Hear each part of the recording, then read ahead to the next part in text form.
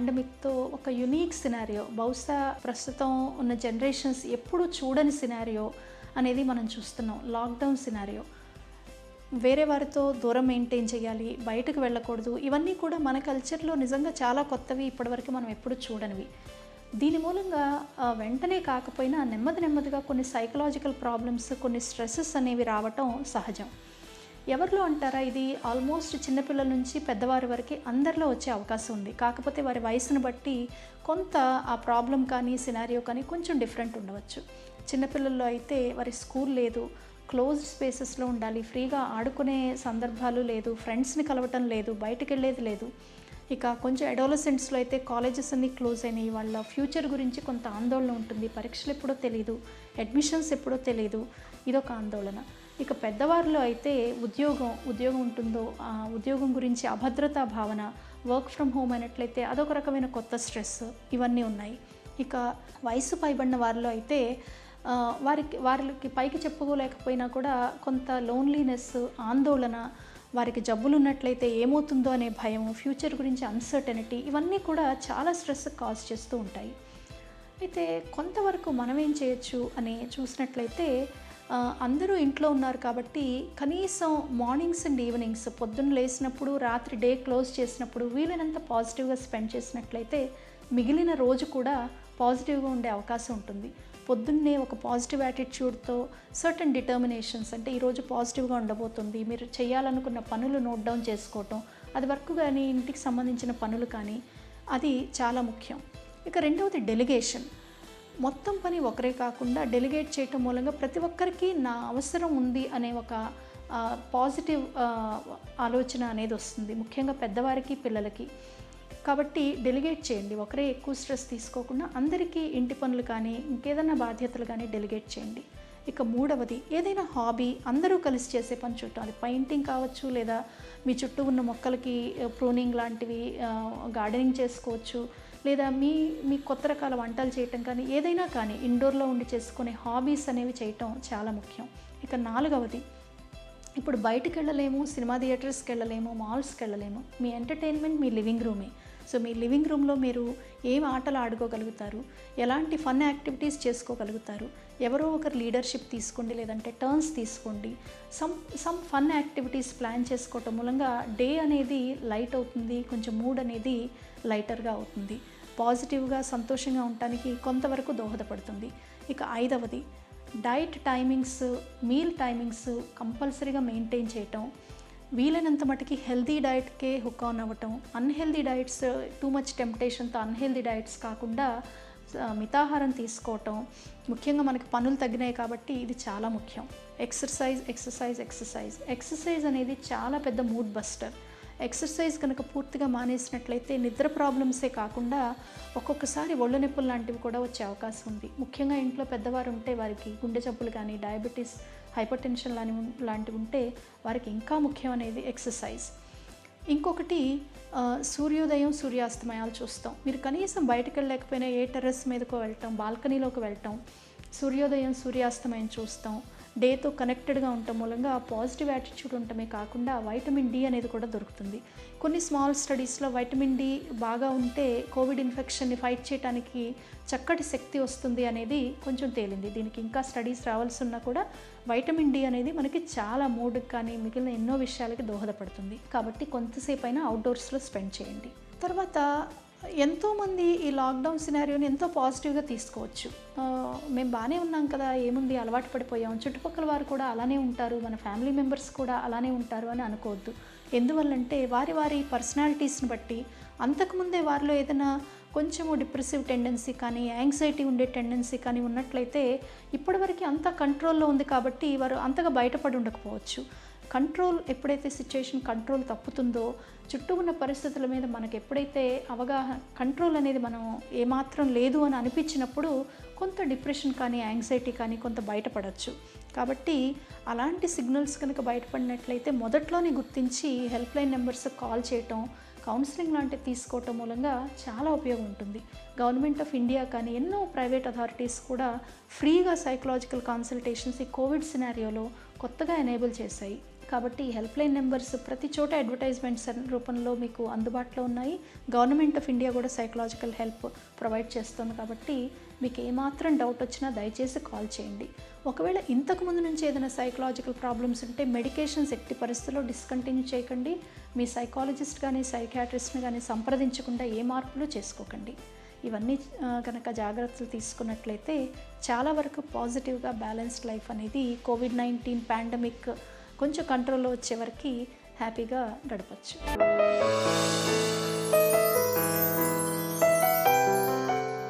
ఇప్పుడు చాలామందికి డౌట్లు వస్తుంటాయి.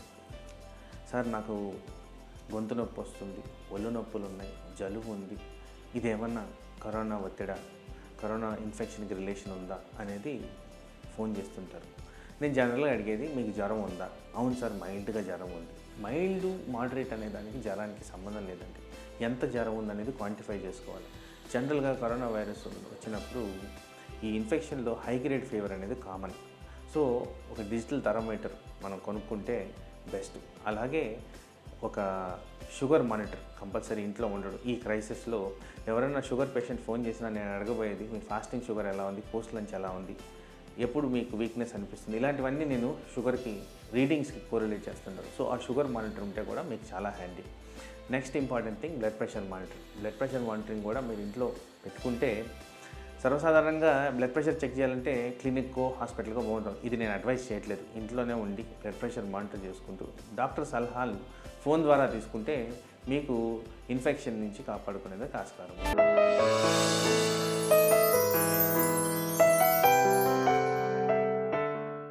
కోవిడ్-19 యొక్క పాండమిక్ స్టార్ట్ అయిన దగ్గర నుంచి ప్రపంచంలో ఉన్నటువంటి అనేక దేశాలు కూడా ఎవరిలో ఈ వ్యాధి యొక్క ఉధృతి ఎక్కువగా ఉంటుంది, ఎవరిలో ఈ వ్యాధి యొక్క ఉధృతి తక్కువగా ఉంటుందనే అంశంపై వివిధ రకమైనటువంటి అధ్యయనాలు జరుపుతున్నాయి. వీటిలో రీసెంట్గా వెలుగులోకి వచ్చినటువంటి అధ్యయనాల్లో 2 అధ్యయనాలు మనకు తెలుస్తున్న విషయం ఏంటంటే, కోవిడ్-19 వచ్చినటువంటి వ్యక్తుల్లో స్థూలకాయం లేదా ఒబెసిటీ ఉన్న వాళ్ళల్లో ఎక్కువగా సివియర్గా ఉంటుందని, వాళ్ళకి అది ఎక్కువ ఐసీయూలో ఉండాల్సిన అవసరం కానివ్వండి, లేకపోతే ఆక్సిజన్ పెట్టవలసినటువంటి అవసరం కానివ్వండి, లేదా వెంటిలేటర్ లాంటి అవసరం కానివ్వండి, ఇటువంటి అవసరాలు ఎక్కువగా ఉంటున్నాయి అనేది ఎక్కువగా వస్తుంది. అయితే దీన్ని మనం అర్థం చేసుకోవాల్సినటువంటి విధానం కూడా ఉంది. ఒకటి, ఇది చాలా రకాలైన ఫ్లూస్కి ఇది ఒక కామన్ క్యారెక్టర్. ఇప్పుడు ఈ రెస్పిరేటరీ ఇన్ఫెక్షన్ అనే కాకుండా, కోవిడ్-19 అనే కాకుండా, ఇంతకుముందు మనం చూసినటువంటి అన్ని రకాల ఫ్లూస్లో కూడా జనరల్గా స్థూలకాయం ఉన్నటువంటి వాళ్ళకి ఫ్లూ వలన లేదా రెస్పిరేటరీ ఇన్ఫెక్షన్ వలన వచ్చేటువంటి ఛాన్సెస్ ఎక్కువగా ఉంటాయి. వచ్చిన సివియరిటీ అనేది కూడా ఎక్కువగా ఉంటుంది. ఇది మొదటి అంశం. రెండో అంశము, అంతకంటే ఇంపార్టెంట్ అంశం ఏంటంటే, దీని వలన అంటే ఈ అధ్యయనాలు తెలుస్తుంది ఏంటంటే, వయస్సుతో నిమిత్తం లేకుండా, అంటే చిన్న వయసులో కూడా లేదా 60 సంవత్సరాల కంటే తక్కువ వయసు ఉన్న వాళ్ళలో కూడా స్థూలకాయం ఉన్నటువంటి వాళ్ళకి బిఎంఐ అనేది, స్థూలకాయాన్ని మనం బాడీ మాస్ ఇండెక్స్ అనేటువంటి పారామీటర్ ద్వారా చెక్ చేస్తాం. అంటే సదరు వ్యక్తి యొక్క హైట్ ఎంత ఉంది, అతని వెయిట్ ఎంత ఉంది కేజీల్లో అనే దాని నిష్పత్తి బట్టి మనం బిఎంఐని క్యాలిక్యులేట్ చేస్తాం. సో ఈ నిష్పత్తి 30 కంటే ఎక్కువ ఉంటుంటే, లేదా మన వెయిట్ సైజ్ 36 కన్నా ఎక్కువ 36 ఇంచుల కన్నా ఎక్కువ ఉంటుంటే, దాని వలన వయస్సుతో నిమిత్తం లేకుండా చిన్న వయసులో కూడా 60 సంవత్సరాల కంటే తక్కువ వయసులో కూడా స్థూలకాయం ఉంటే కనుక ఇన్ఫెక్షన్ సివియర్గా ఉండేటువంటి అవకాశాలు ఎక్కువగా ఉంటున్నాయని, తర్వాత ఐసీయూ రిక్వైర్మెంట్ ఎక్కువ ఉంటుంది, మార్టాలిటీ ఎక్కువ ఉంటుందనే అంశాన్ని వాళ్ళు మెయిన్గా వాళ్ళు డిస్కస్ చేస్తున్నారు. సో అక్కడ ఏజ్తో నిమిత్తం లేకుండా యంగ్ వాళ్ళలో కూడా స్థూలకాయం అనేది ఒక ఇండిపెండెంట్ రిస్క్ ఫ్యాక్టర్ ఆఫ్ సివియరిటీగా వాళ్ళు పరిగణిస్తున్నారు. దీనివలన మన ఇంప్లికేషన్స్ ఏంటంటే, స్థూలకాయాన్ని పెంచేటువంటి అలవాట్లు బారిన పడకుండా, పర్టికులర్గా ఇప్పుడు లాక్డౌన్ ఉన్న పరిస్థితుల్లో చాలాసార్లు మనం నోటీస్ చేసేది ఏంటంటే, చిరుతిండ్లు ఎక్కువగా తింటము, వ్యాయామం ఇంకా తగ్గిపోవటము, బరువు ఎక్కువ పెరగటము, ఇర్రెగ్యులర్గా తింటము, లేట్గా పడుకోవటము అనేవి ఇంకా ఎక్కువ అవుతున్నాం. అట్లీస్ట్ చాలామందిలో ఇది మనం ఎక్కువగా చూస్తున్నాం. లేదా తిండి అంటే తీసుకునేటువంటి క్యాలరీస్ పెరిగి, అది చిరుతిండ్ల రూపంలో కానివ్వండి, ఇతర రూపంలో కానివ్వండి, ఖర్చు చేసేటువంటి క్యాలరీస్ తగ్గటం వలన కూడా ఇంకా వెయిట్ గెయిన్ అనేది పెరుగుతుంది. సో వీటి బారిన పడకుండా మనం జాగ్రత్త తీసుకోవాల్సిన అవసరం ఎంతనా ఉంటుంది. రెండవది, స్థూలకాయం ఉన్నటువంటి పేషెంట్స్ నార్మల్ కన్నా కూడా కొంచెం ఎక్కువ ప్రివెన్షన్స్ వాళ్ళు పాటించాల్సిన అవసరం ఎంతన్నా ఉంది. అంటే వాళ్ళని వాళ్ళు రిస్క్ జోన్లో పెట్టుకోకుండా, రిస్క్ ఫ్యాక్టర్స్కి ఎక్కువగా ఎక్స్పోజ్ కాకుండా చూసుకోవాల్సినటువంటి అవసరం కూడా ఎంతన్నా ఉంటుంది.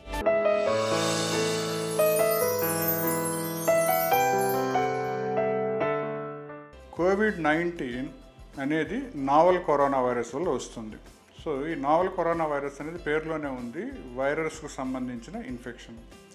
ఇంతకుముందు మనం చాలా వైరస్ ఇన్ఫెక్షన్ గురించి వినున్నాము. ఇన్ఫ్లుయెంజా వైరస్ అని, పారా ఇన్ఫ్లుయెంజా వైరస్ అని, H1N1 స్వైన్ ఫ్లూ అని, ఇవన్నీ వైరస్కు సంబంధించిన డిసీజెస్. అలానే ఇప్పుడు వచ్చిన కొత్త డిసీజ్ వచ్చి కోవిడ్-19 నావల్ కరోనా వైరస్ వల్ల వస్తున్న వైరల్ ఇన్ఫెక్షన్.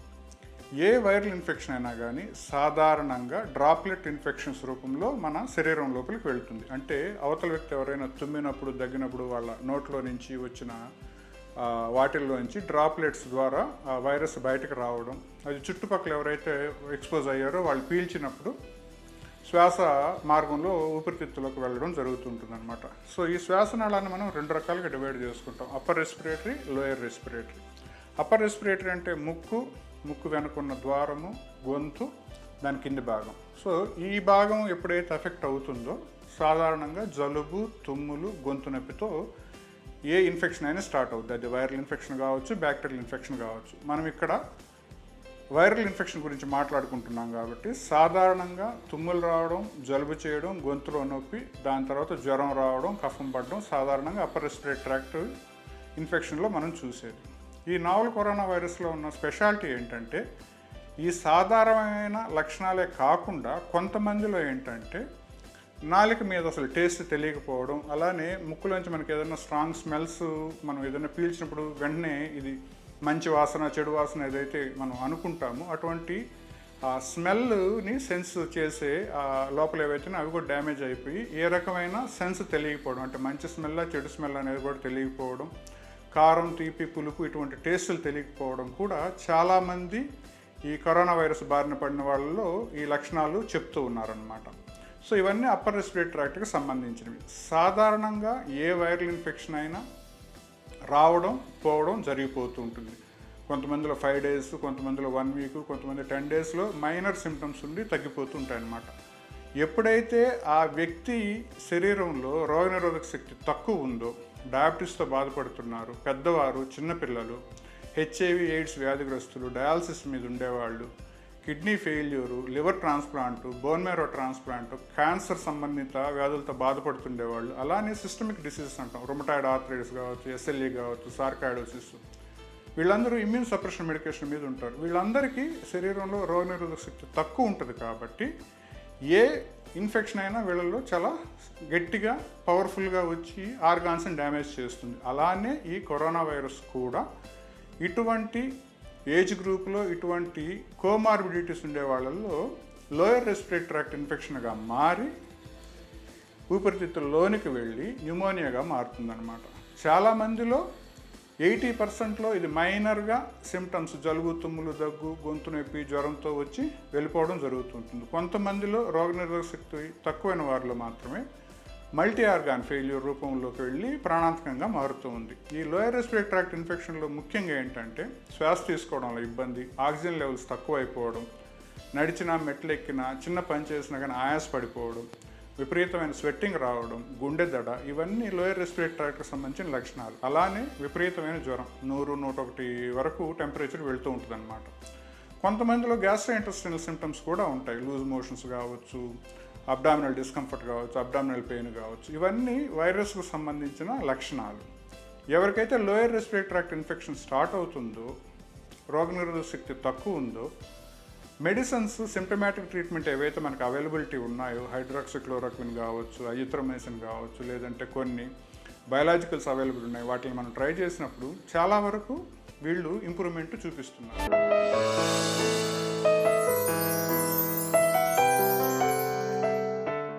డిజిటల్ ప్లాట్ఫామ్స్ ఎంత పిల్లలకి ఆపర్చునిటీ కలిగిస్తాయో అంతే హానికరం కూడా. సో పిల్లలకి డిజిటల్ యూసేజ్ అంటే ఆన్లైన్ యూసేజ్ వాళ్ళ లర్నింగ్లో కూడా ఉపయోగపడుతుంది, అలాగే వాళ్ళ ఇంటరాక్ట్ అవ్వటం ఫ్రెండ్స్తో ఆర్ లేకపోతే ఇలాంటి వాటిలో కూడా తోడ్పడుతుంది, ఆర్ లేకపోతే ఇంకా ఎన్నో వాటిలో కూడా వాళ్ళకి యూజ్ అవ్వచ్చు.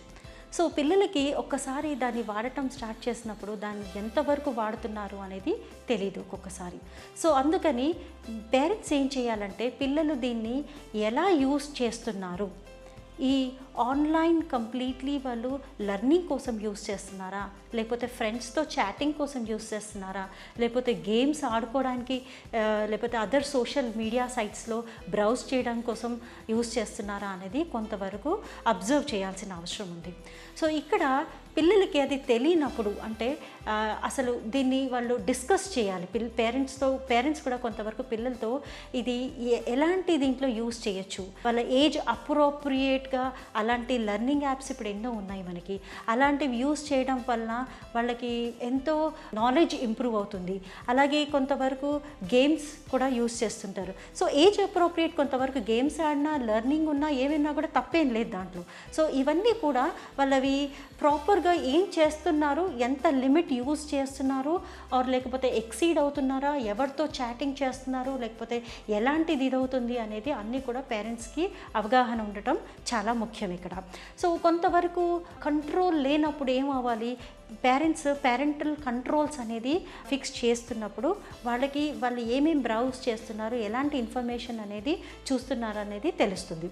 సో దాని తర్వాత పిల్లలతో మనం డిస్కస్ చేయటము అండ్ కొన్ని కంట్రోల్ ఫిక్స్ చేయడం వల్ల ఆటోమేటికల్లీ దాన్ని యూస్ చేయకపోవడం అనేది జరుగుతుంది.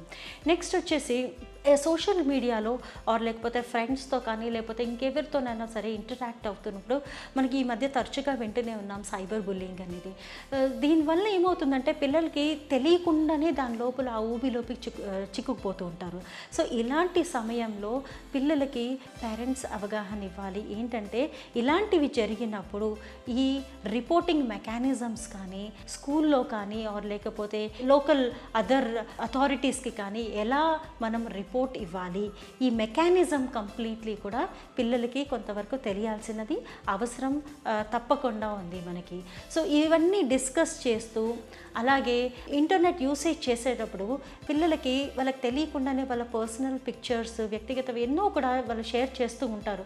అది మనుషులతో కావచ్చు లేకపోతే పిక్చర్స్ రూపంలో కావచ్చు, ఇలాంటివి షేర్ చేసినప్పుడు దానివల్ల ఎలాంటి నష్టాలు కలుగుతాయి ఇది కూడా వాళ్ళు డిస్కస్ చేయాలి. సో దీనివల్ల ఏమవుతుందంటే మీరు డిజిటల్ ఆన్లైన్ యూసేజ్ని రైట్ వేలోనే కాకుండా ఎలాంటి తప్పుదోవన వెళ్ళకుండా పిల్లల్ని కాపాడిన వాళ్ళు కూడా అవుతారు.